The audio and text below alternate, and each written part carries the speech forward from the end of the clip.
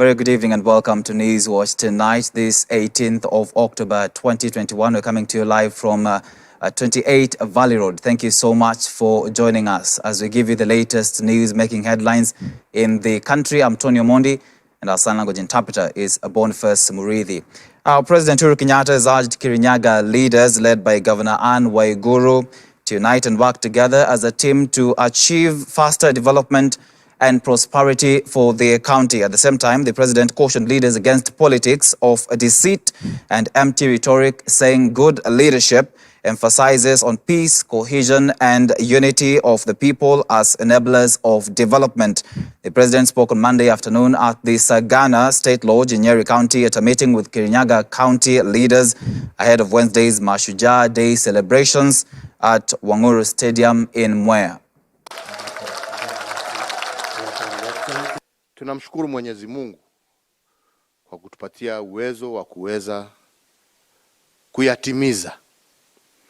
Na tumeweza kuyatimiza kwa sababu ya amani ambayo tumekuwa nayo, kwa sababu ya vile tumeshirikiana kama viongozi kuhakikisha ya kwamba tumebadilisha maisha ya wananchi, sio tu wa Kirinyaga lakini wananchi wa Jamhuri yetu ya Kenya. Na hayo yawezekana tu watu wakiwa pamoja na siasa zetu zikiwa siasa bora, siasa za kujenga, sio siasa za kubomoa na kuchafua. Na ni mengi pia ambaye ataendelea kutendeka hata tukienda huko mbele, kwa sababu hatuwezi kusema ya kwamba tumetimiza yote. Tumesikia hapo mkitaja pia ya kwamba bado tuko na haja ya kujenga uwanja wa ndege, bado tunataka kuendelea kuhimiza mambo yetu ya kilimo, kuhakikisha pia mapato ya ukulima yaweze kuendelea kupanda. Moving on, the suspect behind the killing of athlete Agnes Tirop, Ibrahim Rotich, has been arraigned in an Iten court. Ibrahim Rotich appeared before Iten Law Court's senior principal magistrate Charles Kuto on Monday morning to be charged with the murder of Kenyan young athlete Agnes Tirop. Rotich will now be detained for 20 days after the state prosecutor Judith Auma sought the order. He will be detained at the Eldoret police station and will be taken for a mental assessment at the BoI Teaching and Referral Hospital. The case is set for mentioning on November 9th this year. Meanwhile, the late Agnes Tirop will be buried on Saturday at her parents' home in Nandi County. Tirop, the 2015 World Cross Country champion, was found murdered in her house in Iten, Elgeyo Marakwet County last week. According to Athletics Kenya Central Rift Vice Chairman Barnabas Kitilit, an autopsy will be conducted on the body of Tirop on Tuesday.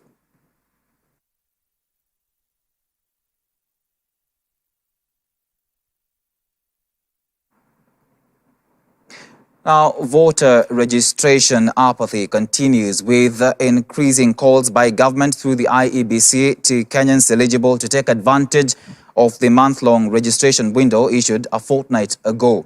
In Nakuru County, where the voter registration drive was officially unveiled, religious as well as political leaders are changing tact to deal with the low voter registration turnout. Dole Muregi has this report. A fortnight ago, the Independence Electoral and Boundaries Commission IEBC kicked off a voter registration drive seeking to rope in 6 million new voters countrywide into what shall be the 2022 voter register. A fortnight later, the numbers are far from the expected projections.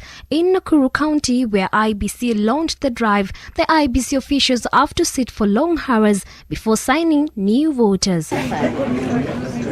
The apathy in voters registration has pushed political parties to formulate new modalities to step up effort to recruit new members in a bid to enlist them as voters.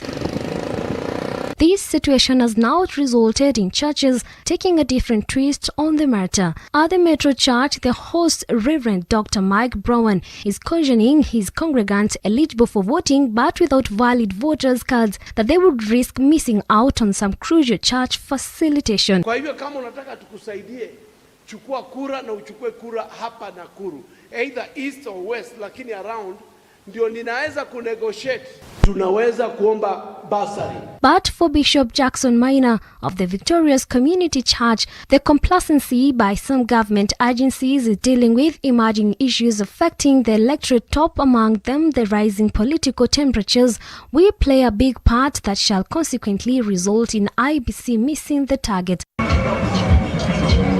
IEBC has maintained that the exercise shall not exceed the month-long window owing the budgetary constraints. Dolly Mirigi, Hope TV, Newswatch. Let's move to some politics now. Deputy President William Ruto and Orange Democratic Movement ODM party leader Raila Odinga have on Monday continued their vote-hunting mission in the counties of Kilifi and Meru respectively as the race for numbers intensifies. DP Ruto toured Likoni, where he popularized his Kazi ni Kazi ideology through the UDA party, while Raila Odinga promised Miraa farmers in Meru that he will secure markets for their products in various countries if elected president come 2022. Our reporter Kennedy Kimani reports.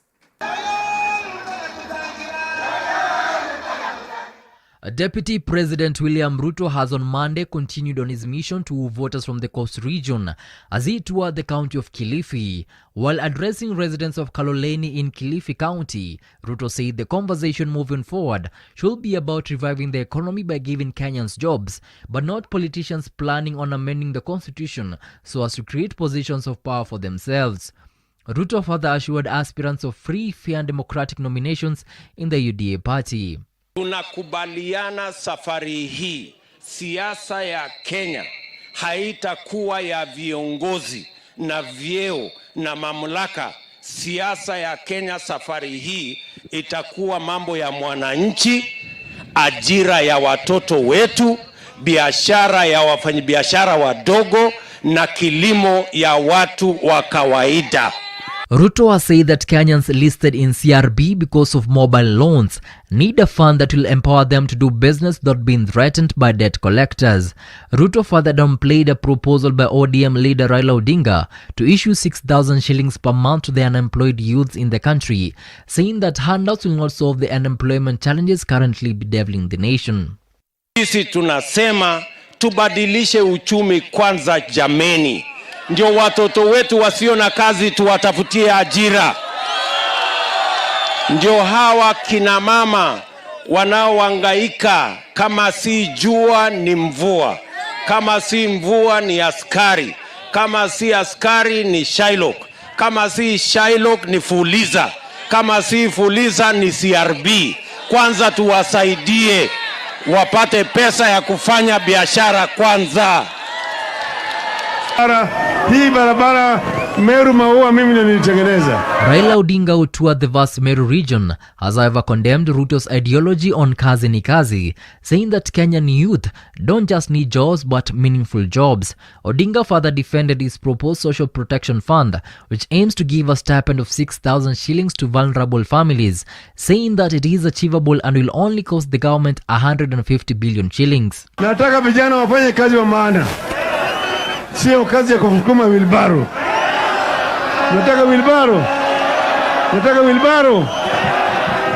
Nasema kila familia ambaye hawana mapato kama kuna njaa na chochote, kila mwezi watapata shilingi 6,000 kutoka kwa serikali. Despite the ban on political gatherings in the country, politicians have continued holding political rallies with no sign of them slowing down as the country heads to the polls in 10 months' time. Kennedy Kimani, Hope TV Newswatch, Nairobi. Meanwhile, Orange Democratic Movement ODM legislators from Siaya County have assured their supporters of a level playing field during the party nominations ahead of the next general election led by Siaya Senator James Orengo. The legislators further dismissed the alleged existence of a preferred list of candidates, saying that those behind the propaganda were out to portray the party as dictatorial. The legislators affirmed that ODM will conduct democratic nominations, that no one will be imposed on the electorate by the party. We, as members of the ODM party, we are democratic. We will conduct democratic nominations at all levels. There is no one who will be imposed on anyone. ODM as a party is extremely democratic. And our leader, the Honorable Raila Odinga, is a believer in democracy, and for many years, the Honorable Raila and Honorable Nyatin were taken to jail because of fighting to create space for younger people in leadership. I am certain in the coming days, the party has pronounced itself, and our leader will equally pronounce himself to ensure that the naysayers, those who do not believe in democracy, those who believe in theft of public resources, they'll come to shame. Na sisi tunaomba Wakenya wote waingie kwa azimio ya umoja. Azimio ya umoja, yani tunataka haki itendeke Kenya hii nzima. Na hiyo haki si ya ukabila, si ya dini, ni haki ya kila mwananchi amezaliwa Kenya. Na hata watu ambao wanakuja Kenya kwa matembezi wana haki fulani.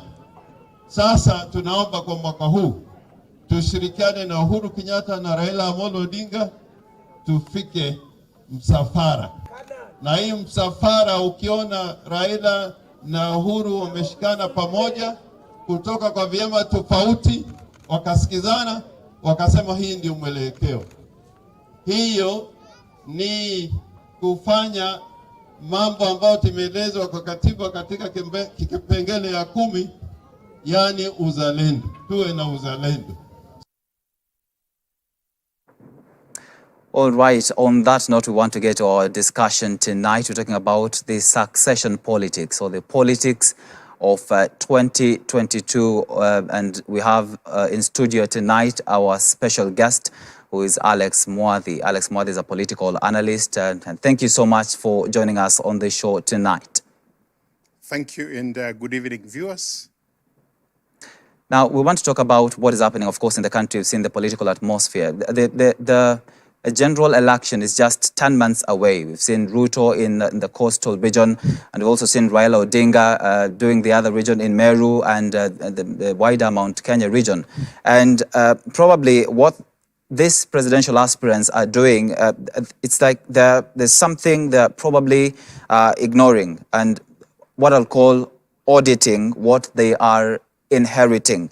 Talking about inheritance, I'm talking about President Uhuru Kenyatta, President Uhuru Kenyatta's legacy, the government, and of course the entire thing and the system. And looking at the debt burden that probably the country carries right now, shouldn't this be a concern to presidential aspirants or presidential candidates, that the burden is bigger than the office?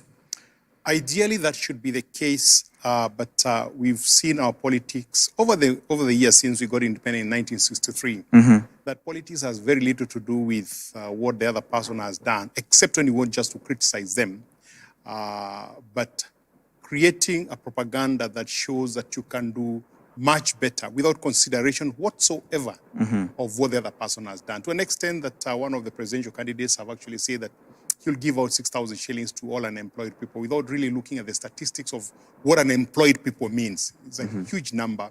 It's large amounts of money. And if you wanted to do that, really to convert Kenya to a welfare state, what would that mean in terms of tax collection, in terms of the borrowing that you do and all that? And I appreciate the question that you're asking, because that should actually be the central question that they should be asking each other. Where are we right now? And where are we meant to be tomorrow? But that's not politics.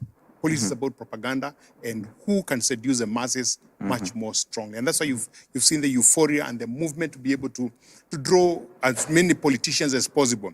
The so-called people that seem to have a sway on the populations wherever they go. They try to draw them to themselves. And the higher the number of the elected leaders that you have in your group or in your meeting, the more you want to show that you'll be more accepted by the people, by the common mwananchi, as if the common mwananchi has no brain of his own, and it depends on the elected leaders to be able to make a decision on the next. Without realizing that that person that you're calling to come and represent your popularity will also be on the debe to be able to be sieved in the coming election. Yeah. And it's a sad situation, because really what we should be looking at is 50 years from now, where will this country be? Where do I want to move it? With an 8.4 trillion shillings debt today that has gone up from 1.6 trillion in the last 8 years, does it mean that this country in the next 10 years will have a debt of about 28 trillion shillings? And how will we be able to manage that when our GDP is only 12 trillion? Yeah. Now, President is living in the next 10 months. Probably, as we talk about the succession politics and continue into the discussion, if you were to identify key milestones in Uhuru's leadership, probably what are some of the things that you will pick up? One of the things that he's done quite well at a very, very high cost is infrastructure. Because he kind of picked up where Mwai Kibaki left in terms of developing of infrastructure. And the SGR, no value for us today. But I can tell you in 20, 30 years, it will be very valuable for this country. The expansion of the roads across the country, when you go to Nyanza, when you go to Western Kenya, and I travel a bit, you see that the infrastructure is being done across the country. And the value of that is that it sets precedents for economic growth. The only challenge we have is at what cost. It's been done at an extremely high cost, so that the benefits may not be appreciated in the short run. It might bring in a lot of problems in the short run, but over a long run, it will be there.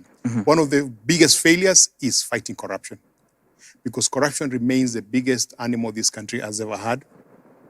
He himself has admitted that in the government, 2 billion shillings are stolen in a day, which means it's about 1 trillion shillings, which means he's confirming what the Auditor General have always said, that 30 to 40% of our budget is stolen. Because when you talk about corruption, what are you talking about? It's theft. Is money being stolen either in contractual or simply people not doing what they're supposed to do, people paying themselves beyond the normal, and 1 trillion shillings with the admission of the president is lost every year. Yeah. So that for me is the biggest problem. The other thing that he's done quite well is that you notice that there has always been tension in this country from 2005, after the referendum that was banana orange, that gave birth to ODM. We've always had very violent situations through the year, through the course of the period. But the day he shook hand with the Raila Odinga, there has been peace in this country. There has been. One wish is that we had leadership that was forthright and was seeing the need to develop this country. These 4 years was the best available time for anybody to be able to grow this country. So talking about the milestones that the president has achieved, and you've also mentioned that probably where the government has not done well is in the area of fighting corruption. So then what kind of a leader do we need in this country, of course, owing to the current political atmosphere, the current economical situation in the country, the debt burden, and everything that is happening in Kenya? So what kind of a leader do we need in 2022? A dream leader. The dream leader we need for this country is a leader who will lead us in 4 items. When we fought for independence, while people would say that is people wanted their own land back, but it was very clear in the initial manifesto of those that fought independence that they had about 4 or 5 items on their list. There was poverty, there was health, there was illiteracy, there was agriculture, and housing. 5 items. So for the leader to take this country forward, this happens to still be the 5 main items. We've almost tackled literacy, but what has happened is that we become illiterate. So we've gotten so many degrees for people who don't seem to be literate. Because education is what remains when you forget that you learned in school, and you can be able to do something with what remains. Yeah. That's James Williams in the 1900s. So, but the rest of them, we are still where we were almost 60 years ago. And a leader that can change this country will just need to do only one thing. People keep asking, if you became the president, what would you do? My one item, because I've noticed over the past, when you read history of leaders who have made impact in their countries, they all only pick one item and go for it, focus on it, and the rest follows. In this country, if you can be able to slay the dragon called theft, corruption, this country would move huge strides ahead. So we need, if I had a dream president, I would have a president who will fight corruption in this country and will move forward. Talking about the things that maybe that leader should do in the one that will come in 2022, I feel like the problem for this country is actually shifting. We're not, right now, we're not witnessing a lot of tribal politics the way we used to witness them before. Do you think that this leader probably should address maybe the current economic status of the country? Because I think the conversation is currently changing. See, look at the Deputy President William Ruto, what he's talking about. He's talking about the economy. Look at what Raila Odinga is talking about. So is the economic issue, has the conversation changed this time round? This time round, the conversation has changed completely, and I keep mentioning these every time that I appear on this kind of interviews. That after the handshake, the other thing that happened is that when William Ruto started going round, and you remember everyone blamed him for doing early campaigns, he actually was able to shift the politics in the country in two major areas. Number one, he shifted the campaign from the very volatile areas that has always been very volatile for the last 15 years. That is 15 to 20 years. That is from Nyanza and Coast Province and the Rift Valley, where there was a lot of volatility. And for some reason, he moved it to Central Kenya. To an extent, everybody now is fighting for this so-called bride that is Mount Kenya so that he can vote for them. Number two, the other shift that is done, by doing that, he went in and introduced this whole economic situation, whether you call it wheelbarrow or you call it bottom-up. But the conversation is around the economy of this country. So what has happened is that it has shifted completely from the tribal conversation to economy, because he talks about the wheelbarrow bottoms-up. And Raila Odinga now talks about the welfare society, the welfare government that is coming. And you can define it and you can converse whatever, but the issue is the main focus is the economy of this country, which is a very, very good item. And I don't know, I would say this without fear, that there's a group of old political leaders who are used to this tribal element. They seem to be lost in the middle. They seem to be lost on a coalition, on a Kenya, whatever it is. In the middle, they're really lost because they're not participating in the conversation that is up here. That we want unity and we want the economy of this country. And this is my model, and this is my model. So we have two models that we have to continuously compare. And for me, that is very good for this country. Okay. People are asking me, do you think we'll be fighting next year? I'm thinking no. Okay.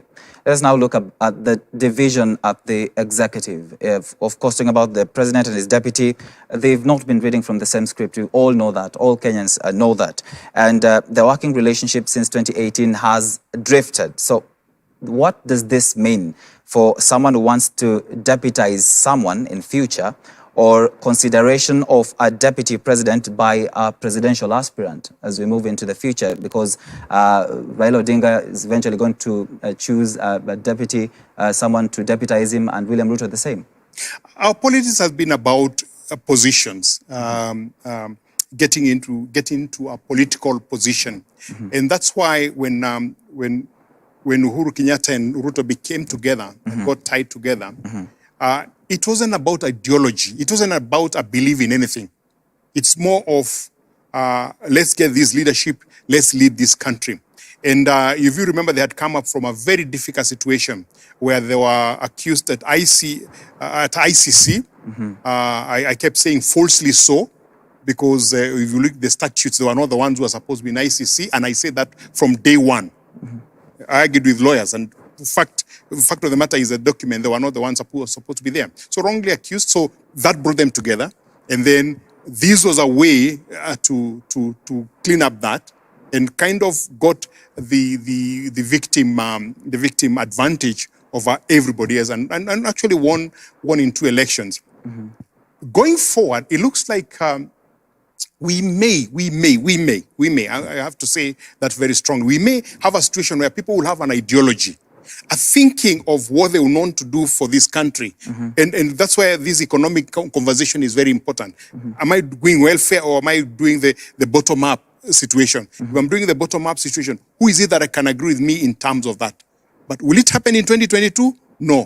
2022 is still about me and leadership, not you, the Kenyans or Wanjiko. It has nothing to do with you. It has to do with me getting to that position. And I'm hoping that the conversation can go on, so that people can start now thinking that ideologically UDA is about the bottom-up economy. How do we bring the people at the bottom up to the economic scale? The ODM, Jubilee, in quotes, coalition is about welfare. How do we take care of the people among us who are needy, who are unemployed, who are needy? So if that becomes ideological, then if you are the president, then your deputy would have to agree with you 100% on what you are doing. The reason why I asked that question is because there's a motion that was introduced in Parliament recently that proposes, wants to give the president powers to sack his deputy. And it also proposes that we have 2 deputy presidents. If you look at the current constitution, it does not allow the president to dismiss the deputy president. But the previous constitution we had before, the 2010 one, of course, allowed the president to have all those powers. So what does this mean for this particular motion? Can it achieve any leadership leverage? The bill for me, and I heard it, was extremely selfish. Extremely selfish. Extremely self-centered. We fought for the Constitution for 20 years, from 1997 to when you promulgated in 1997 up to 2019. And one of the things that we really were against is to have an imperial president.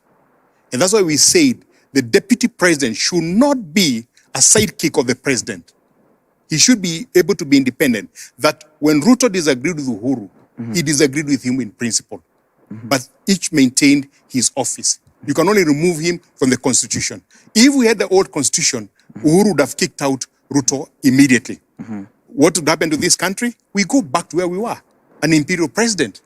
So if anybody goes and proposes that we go back to that, he's proposing that we go back to imperial presidency. As a democracy, that's not for us. And we don't want that to happen whatsoever. Okay. Let's talk about the BBI agenda that was stopped by the court. And one of the key agenda for Raila Odinga was, of course, the BBI, that he emphasized on the unity of the country. And right now we've seen him moving, crisscrossing the country with the Azimio la Umoja agenda as a unifying tool. Do you feel like Odinga is repicking or reviving the BBI agenda or political, or his political drive, or maybe his political manifesto? He has to use the same political rhetoric that was captured in that document, but that document is dead for the moment, unless it's revived and resurrected by the Supreme Court, because some people have already gone to Supreme Court to appeal again, to appeal against the ruling of the Court of Appeal. But in terms of the basic principles that document, that was not about unity whatsoever. That document was about leadership. It was about creating posts for various people, so that you kind of, not for the sake of me as a Kenyan, as a Wanjiko or a Tieno, but for the sake of the leaders to get positions if they lose. It had nothing to do with us. Okay. Not at all. It had 74 changes, and 70 of them did not require referendum. Only 4 required, and that was about creating the office of the Prime Minister, creating the office of this, creating many offices that were unnecessary completely. Now, today, the Service Party leader, TSP leader, Mwangi Kiunjuri, I think I saw the clip. I think it was, he spoke either today or I think yesterday, and he's come out to defend the BBI, though it was quashed. I listened to his clip, and he said, anyone that wants to win the Mount Kenya vote, or anyone that wants to have favor with the Mount Kenya, then must assure that he will change the constitution within 100 days in office. So what he basically says is that Mount Kenya wants constitutional amendments. And what was the region set, probably if you could tell us what was the region set to benefit from the BBI document, because how Mwangi Kiunjuri spoke is like he wants to revive the BBI thing, and he says that if you want to win Mount Kenya, then you must institute constitutional changes. If you want to be relevant in politics, you must pick up on a subject that sometimes is controversial, so that you look like you're talking at a very high level. And I think that's what he's done. Basically, there was a propaganda that the BBI would have increased more money in Central Kenya, because if you remember, there were 70 constituents that were being added. A good chunk of that was being added into the Mount Kenya region, and hence it meant that the CDF will multiply. There was also allocation of funding, though the formula had not been worked completely, where now it will not because the current one considers people, considers economy, considers the size. And there's, of course, the equalization fund for the areas that are behind. There was an argument that some of those will be removed, so there will be more money flowing into Mount Kenya region. And if you ask me, even today, if you want more money to flow to Mount Kenya region, they can flow.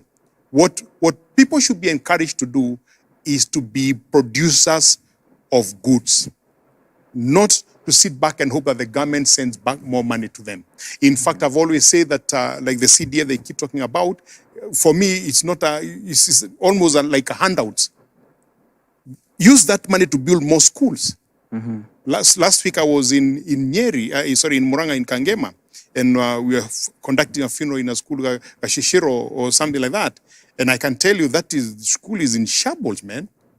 I would rather the FDF money was used to build that school, not by a member of parliament, but by the central government by planning in the 40,000 schools that we have, which school requires most, and then they allocate it. That's the way development is done. Yeah.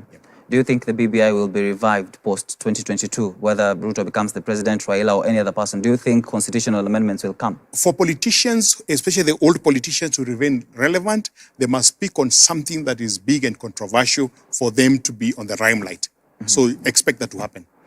Okay. Now, with the Mount Kenya being so critical in the 2022 election, probably what will be the selling points to a voter in the Mount Kenya region? As all politicians the Mount Kenya region voter is asking for level playing field so that they can do their business. So they can sell their coffee, they can sell their tea. They're not asking for anything else. They're not asking for handouts. Okay. They're asking to be given an opportunity. Tea now, the prices have gone up by almost 40% over the last 6, 7, 8 months. Coffee, we have Bright in Brazil, and it's also coming up. And if you deal with the cartels in Mombasa, the Mount Kenya region farmers will not spend time with you. They'll be busy in their farms. That's all they need. Okay. Now, the last question to you, I want to talk about leadership and greed. We've seen two-term governors declaring that they're going to vie for senatorial positions, and we've also seen some going for MP positions in upcoming election. So do you feel like this is for power, or they mean well for the community? Is it for impact or for extra? The question that one has to ask himself is Governor Asanga. When he says now he wants to stop being the governor and want to become the MP, I think, of Alego Usonga, what did he do as a governor that now he will take to the position of the member of parliament? And that's a question that every electorate must ask themselves.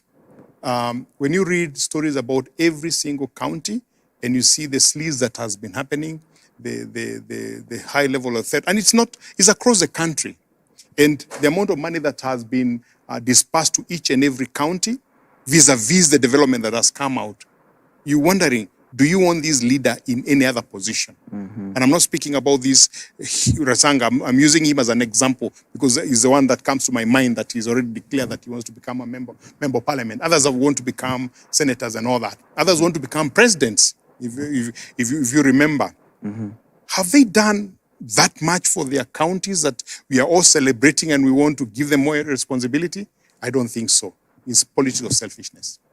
political selfishness. Indeed, that is Alex Mwathi for us, a political analyst joining us live in the studio just to demystify some of these issues happening in the political arena. Thank you so much, sir, for making time for us here on Newswatch. Always a pleasure. Always a pleasure. All right, let's now take a short commercial break on Newswatch. Of course, when we come back, we'll be looking at other stories making headlines in the country. Do stay with us.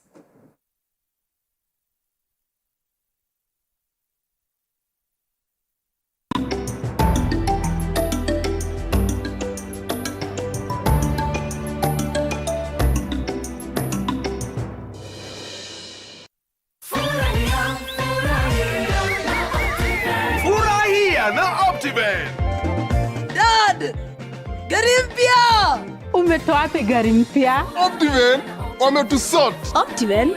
Nunua any of our value-added properties ama redeem installment ya property yako. Kwa kila malipo ya 10,000 unapata 1 entry point kwenye draw ya Furahia na Optiven promotion. Airtime kushindaniwa kila siku, holiday kila wiki, shinda ploti na gari kila mwezi, na grand prize ya Mercedes-Benz C180. Ni rahisi, buy ama redeem na ushinde na Furahia na Optiven.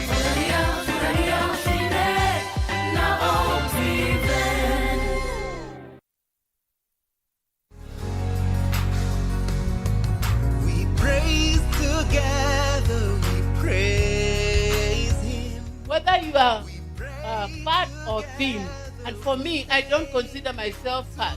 I consider myself good for my purpose, to hug women. When they come crying, and they come and hug me, they just come and I hug them and they cry and cry and cry until they are comfortable. We praise together, we praise Him.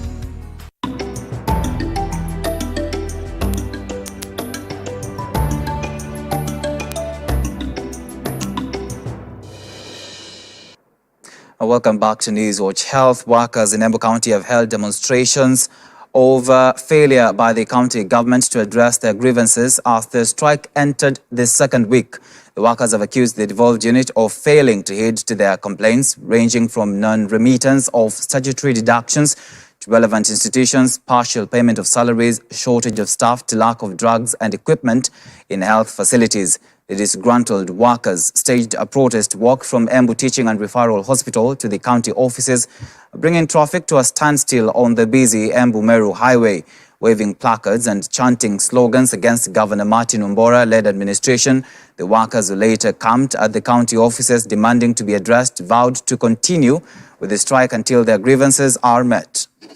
Sisi tumefika hapa kama health workers wa Embu County kujua kwa nini leo hii tunatangazia Kenya mzima na tunatangazia watu wetu wa kaunti ya Embu ya kwamba hospitali zisipofunguliwa kwa masaa 24 tunaandamana. Yes, kweli. Na tunahakikisha hakuna kazi itafanyika, maana afya zetu zimeenda chini. Watu wanatolewa hospitali, General Hospital, wakipelekwa hospitali zingine mtu amekufa kwa barabara. Wamama wetu tumeelezewa hapa wanajifungua nyumbani, wengine barabarani. Watoto wanakufa kwa sababu hakuna matibabu. Serikali yetu ya kaunti, kuna chief officers, kuna gavana wetu, kuna viongozi wengine, kuna assembly ambayo inastahili kuitana kwa dharura waseme this is a matter of urgency. Madaktari wetu wasikizwe, warundi hospitalini. We are continuing with our strike. Our demand for third-party deduction payment have not been done up to date. It's about 3 months or 4 months. These people have not remitted whatever they have cut in our pay. This is the money that we as a worker, we have declared for them to remit for us. So it is our salary. So in general, Embu County have not paid full salary for 4 months. Unakuta ya kwamba watu wale ambao wamethurumiwa, wameenda katika vituo vya polisi, wamepewa P3, lakini hizi P3 huwa directed to various government hospitals. Unakuta hawa waadhiriwa kesi zao hazienda kotini, manake hakuna madaktari wa kujaza hizi P3 forms. Kwa hivyo ningeomba tafadhali governor, fanya jambo ili hata haki ya hawa watu itendeke. The health workers issues are not they are not imaginary issues. They want to be able to go to hospitals and get treatment. because they have National Health Insurance Fund. They want, when they leave to get their pension, they want, when they are deducted their salaries from source, they want that salary to be put into the circles where they have borrowed money. The governor and his team can do it. And Malawi President Lazarus Chakwera is expected to arrive in the country tomorrow, Tuesday, for a 3-day state visit. State House spokesperson Kanzedena Mararo said Chakwera, who will be accompanied by Monica Chakwera, the First Lady of the Republic of Malawi, will be the chief guest at this year's Mashujaa Day celebrations that will be held at Wanguru Stadium in Kirinyaga County on Wednesday this week. And as Dickens Luvanda reports, the National Celebrations Committee has expressed satisfaction with the ongoing Mashujaa Day celebrations preparations both in Mwea and Kerugoya towns of Kirinyaga County.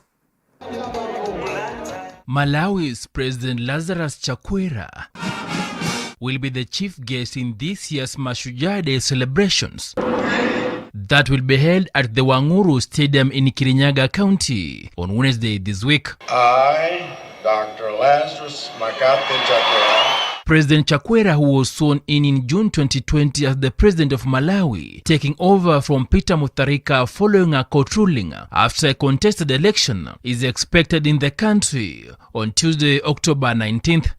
Chakwera has for the past 7 years led Malawi's oldest party, the Malawi Congress Party MCP, which ruled the country from 1964 to 1994 under dictator Hastings Banda's one-party rule. According to State House spokesperson Kanzedena Mararo, the Malawian president, accompanied by Monica Chakwera, the First Lady of the Republic of Malawi, will arrive in Kenya on Tuesday for a 3-day state visit ahead of the Mashujaa Day feat to be held at the Wanguru Stadium, Kirinyaga County. On Thursday, President Chakwera and his delegation will be officially received at State House, Nairobi, by his host President Uhuru Kenyatta and First Lady Margaret Kenyatta. Already, the National Celebrations Committee says the ongoing Mashujaa Day celebrations preparation, both in Mwea and Kerugoya towns of Kirinyaga County, are complete. The committee chairperson, Interior Principal Secretary Dr. Karanja Kibicho, says the preparations have now entered the final phase, with the beautification and infrastructural renovation in Kerugoya Main State Lodge complete. Shughuli zote za kutengeneza sikukuu, na hii sio ya kwanza. Tumetengeneza sikukuu nyingi nje ya Nairobi. Tumetengeneza ile labda ni ya 10, na ile utaratibu tunafuata Kirinyaga ni ile utaratibu ufuatwa kila mahali. The 300 million shillings Wanguru Stadium, which has a capacity of 10,000 people, is expected to host only 2,000 people due to COVID-19 pandemic restrictions. The government has since banned parallel Mashujaa Day celebrations in all counties due to COVID-19 pandemic. Dickens Luvanda, Hope TV Newswatch. Now, for those that have been wondering and asking when the curfew will be lifted, President Kenyatta has today responded to calls by Kenyans to lift the nationwide curfew. Speaking to Karatina residents Monday afternoon on his way to Kirinyaga, where this year's Mashujaa Day will be held, the other state said the curfew will be lifted soon. President Uhuru Kenyatta was responding to calls from area residents who urged him to lift the dusk to dawn curfew, which has been enforced for almost 2 years since the first COVID-19 case was reported in the country. The president at the same time urged Kenyans to continue following the laid down protocols from the Ministry of Health to defeat the virus.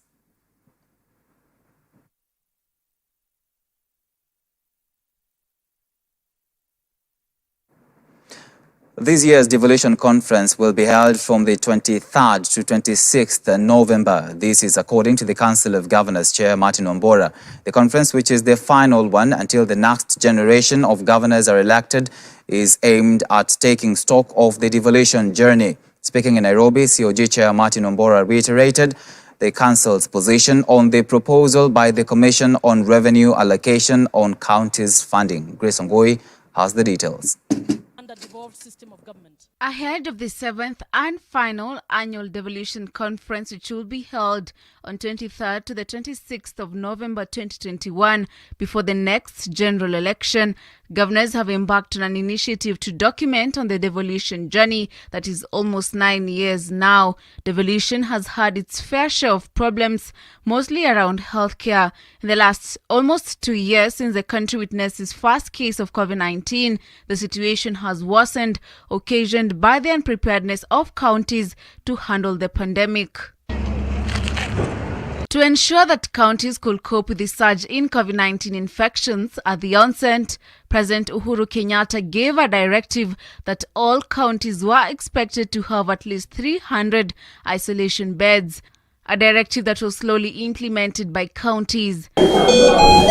On several occasions, medical unions have come out threatening to down their tools if county governments did not fulfill their wishes, including providing adequate personal protective equipment, PPEs, providing an enhanced medical cover for medical officers, and increasing the number of doctors employed, among other wishes. To this end, Kenya Medical Practitioners and Dentists Union, KMPDU, laments the number of doctors unemployed. Even as this is continuing, the Council of Governors Chair Martin Wambora announced on Monday that at least 70 doctors have been secured for the Phase 2 deployment of Cuban doctors starting 25th October 2021.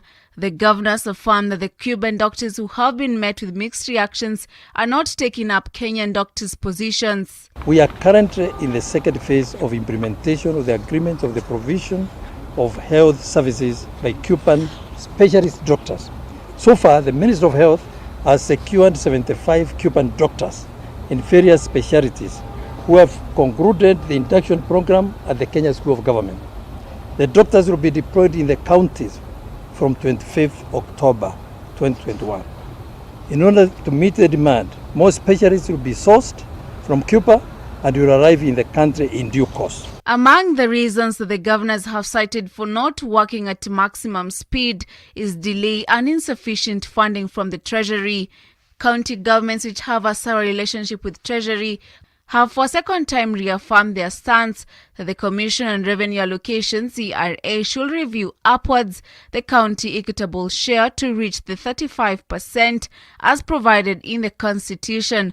This threshold, according to them, will ensure smooth running of county governments as provided by the Constitution 2010. The review should see the counties which received 1.807 trillion for the fiscal year 2021-2022 witness a growth of 370 billion to 2.147 trillion. We wish to reiterate that we reject in totality the proposal by CRA that recommends a non-increment of the county equitable share, which is 370 billion. To safeguard devolution and to ensure optimal implementation of the devolved functions by the county government, the Council of Governors proposes additional funding of Kenya shillings 381.45 billion, bringing the total allocation to counties to Kenya shillings 751.45 billion as contained in the council position. Grace Wangoi for Hope TV Newswatch. In a major milestone for the fight against cancer in Kenya, President Uhuru Kenyatta has inaugurated the first publicly owned comprehensive integrated molecular imaging center for the diagnosis and treatment of cancer in sub-Saharan Africa. This center was built through a partnership between the locally owned GE Healthcare's entity and Kenyatta University Teaching, Referral and Research Hospital. The center will provide life-saving equipment along the cancer care pathway, from a screening and diagnosis to staging to determining the correct treatments. In Kenya, cancer is the third leading cause of death after infectious and cardiovascular diseases. Current statistics show that over 40,000 new cases of cancer are detected annually in the country.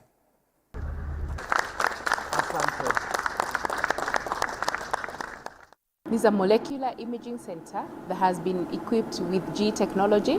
We have brought in the latest technology in this center.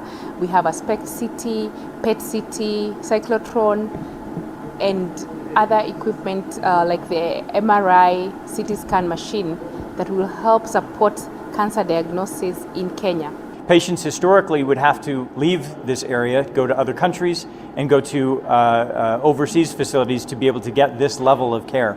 And so the fact that this is world-class and close to home for the people of Kenya is absolutely spectacular.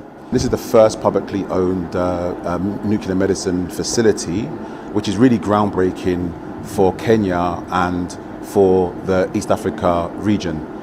It's been a mammoth task, which has been delivered in a year, and it has really given the people of Kenya a facility that they could be absolutely proud of, that's world-class.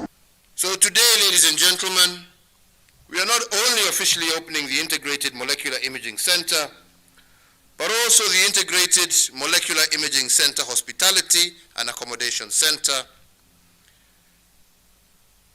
Having the support, as we all know, of one's loved ones is also key in the success in conquering cancer.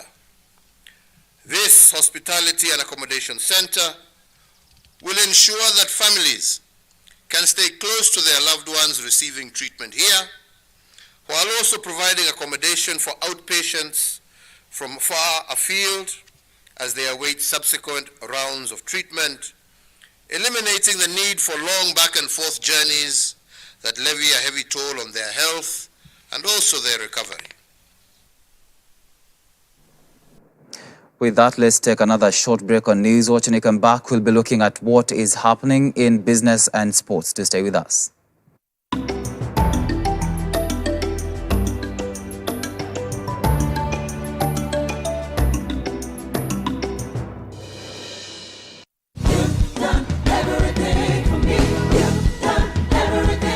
Join us every Sunday for unlimited, uplifting, powerful worship,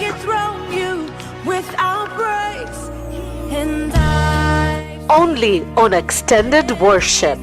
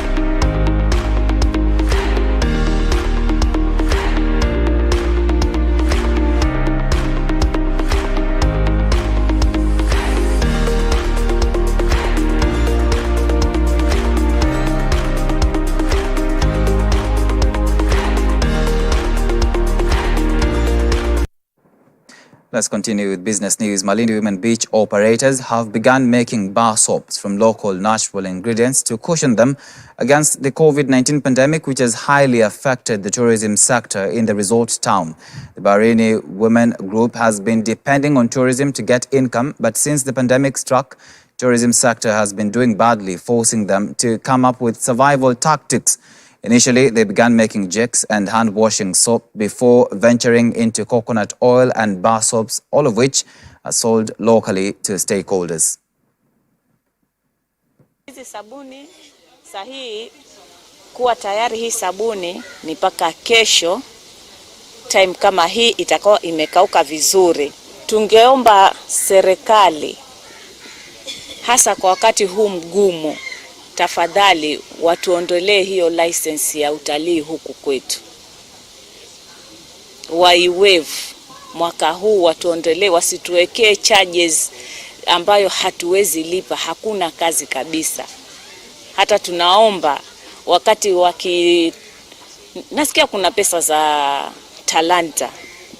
basi wangetukumbuka sisi wamama wa baharini, beach operators, wazidi kutinua ili tuweze kufanikisha huu mradi wetu.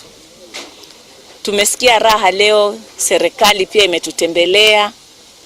Wakuu wa serikali wetu wa Malindi tuko pamoja nao, wamekuja kuona vile wamama wanavyotengeza sabuni. Tunaomba hizi sabuni tunazotengeneza, hizi tunazitengeneza sisi wenyewe, lakini tunaomba pia tuwe na wale watu wa KEPS, watu wazidi waje ili kama watatuona hivi wafike watupate. Sisi tuko hapa Baharini Women Group, tuko Malindi access road ya Blue Key. Ukiingia mtatupata ili mzidi kutuelimisha zaidi na kutupatia hata ile mihuri yenu ili tuzidi kuuza hizi sabuni kwa wingi. Hata packages zetu tunafanya kutengeneza hivi vitambara. Tumeshindwa hata kuweka majina kwa sababu mpaka tuwe tuna ujuzi zaidi. President Uhuru Kenyatta has inspected the ongoing construction of the 8.5 billion shilling Thiba Dam, as well as the 2.6 billion shilling Mwea Irrigation Scheme expansion project, all in Kirinyaga County. The president was accompanied on the tour by Kirinyaga leaders led by Governor Anne Waiguru and County MP Wangui Ngirishi, as well as Water CS Cecily Kariuki, began his tour at the 15 million cubic meters of water capacity Thiba Dam in Gishugu constituency. Speaking to Gishugu residents who turned up to receive him at the dam, whose construction will be complete by the end of the year, the president announced government plans to construct a hospital in the area and relocate a local school whose operations have been hampered by the mega project. He said the dam will transform rice farming in the region by enabling farmers to multiply production, besides providing adequate clean water for domestic and agricultural use by residents of Kirinyaga and neighboring counties. Safari ya kwanza wakati nilikuja kuwaomba kura, muliniambia shida yenu hapa kubwa zaidi ni ya kwamba nyinyi ni wakulima, lakini ile mitaro ambayo ilikuwa imejengwa maji haitembei, mpunga haukui. Sasa hii damu ikiisha, tutawezesha wananchi wa eneo hili waweze kuwa na maji ya kuwatosheleza, sio tu kwa kukuza mpunga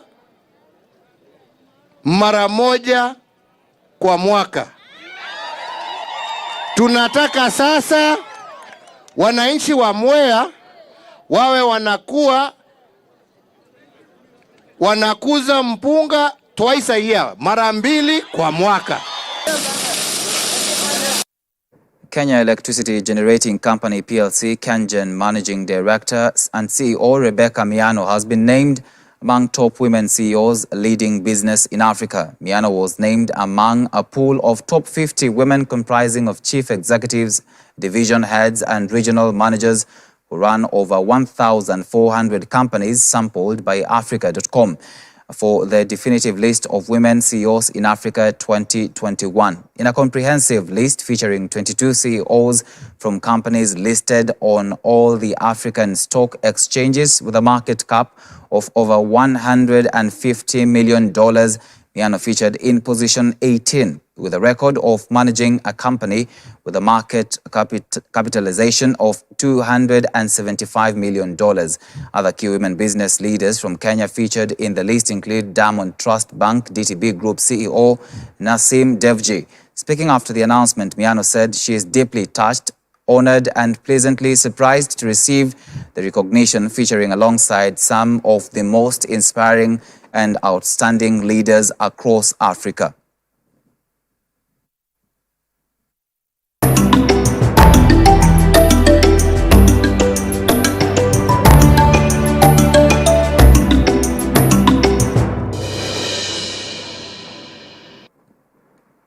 To some sports news now. The organizers of this year's Standard Chartered have announced road closures for the physical marathon set for 31st October 2021. The physical marathon will be limited to 2,500 elite runners from Kenya and other key countries such as Uganda and Ethiopia, and will be held on the Southern Bypass route. The start and finish points will be at the Carnival grounds and will feature different race categories. The marathon makes a comeback this year after it was cancelled in 2020 due to unprecedented challenges brought about by COVID-19 and the containment measures required. So this year's marathon is a hybrid marathon. We are very excited that we can have a physical race, but we're also very conscious of the COVID protocols, and therefore we've restricted the number of people who can come for the physical race. On top of the physical race, we have a virtual marathon. So let me start by describing the virtual marathon, which is very exciting. So this year we are aiming to get 13,500 people participate in a virtual marathon. We're using technology to enable that. So the virtual marathon will be run between the 25th to the 31st of October. To register for the virtual marathon, you register on nairobimarathon.com, just like you've registered in the past. But on top of that, you download the Strava app. The Strava app allows you to track your performance and participation in the marathon. On the 31st October 2021, we are having a Standard Chartered Marathon 2021 taking place. For the purpose of making sure that the event takes place, we are going to secure Southern Bypass, right away from East Gate of Nairobi Park to Dagoretti interchange along Southern Bypass. Indeed, we are advising all motorists to avoid this road, to use Mombasa Road and Waiyaki Way, safe for the marathon. At the same time, we are assuring the public, the participants and officials of this event, that all security measures have properly been put in place to ensure that they are safe. And indeed, we actually wish all participants of this event a pleasant event. All right, with that, we've come to the end of Newswatch tonight. Thank you so much for keeping us company this far. I'll see you again tomorrow, same time. My name is Tony Omondi, and our sign language interpreter has been Born First Murithi. Have a good night, and God bless.